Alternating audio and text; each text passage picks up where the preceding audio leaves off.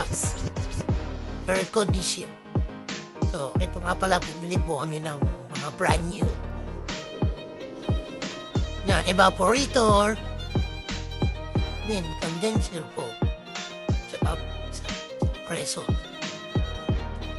at isang expansion valve para sigurado.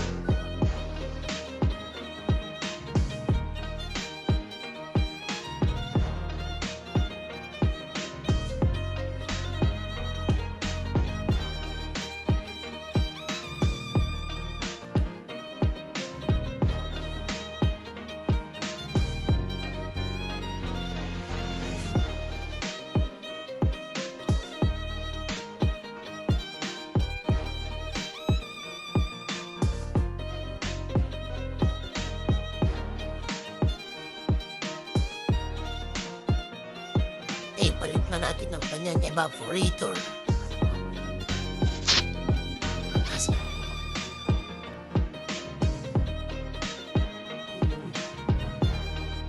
Ito na. So, ngayon, ipabalik na naman natin ang kanyang blower.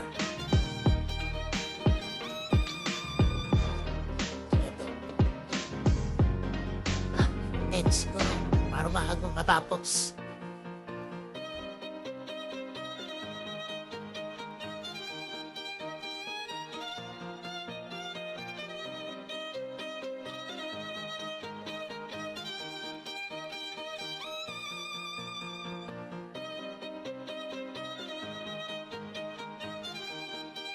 Okay, sunod-sunod na namin ikinabit ang mga bagong pyesa. So, umuha na ako isang gumagawa para mas madali yung trabaho. Let's go.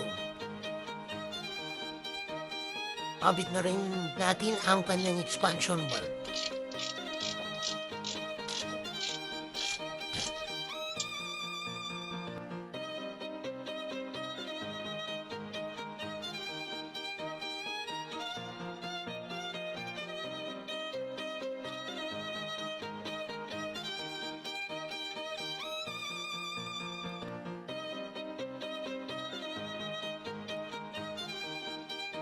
Naikabit na namin ang kanyang condenser. Tapos expansion valve.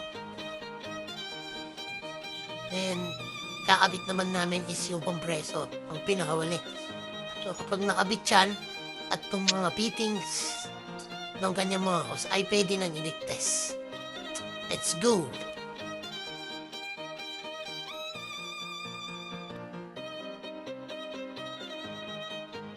Is kakabit natin yung kanyang mga fittings. Galing mo na ang kanyang ano. Kasi mo ba?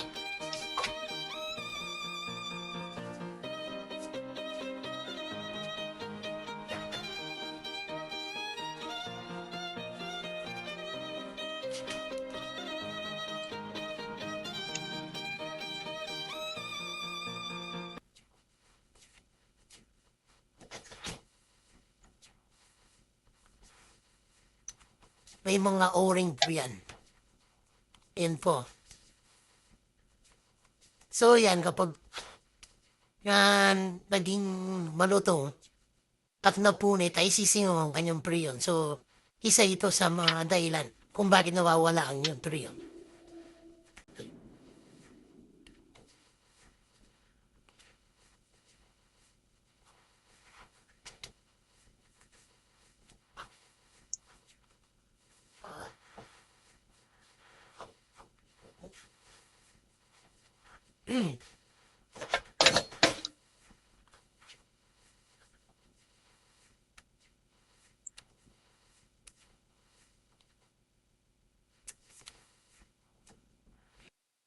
Natin ang kanyang boom system ng aircon.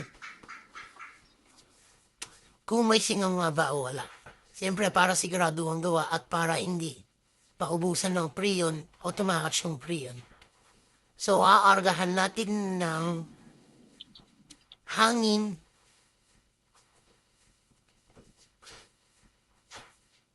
Aargahan natin ng hangin ay 250 PSI. So, hintayin natin mapuno. Tsaka natin isasarado to.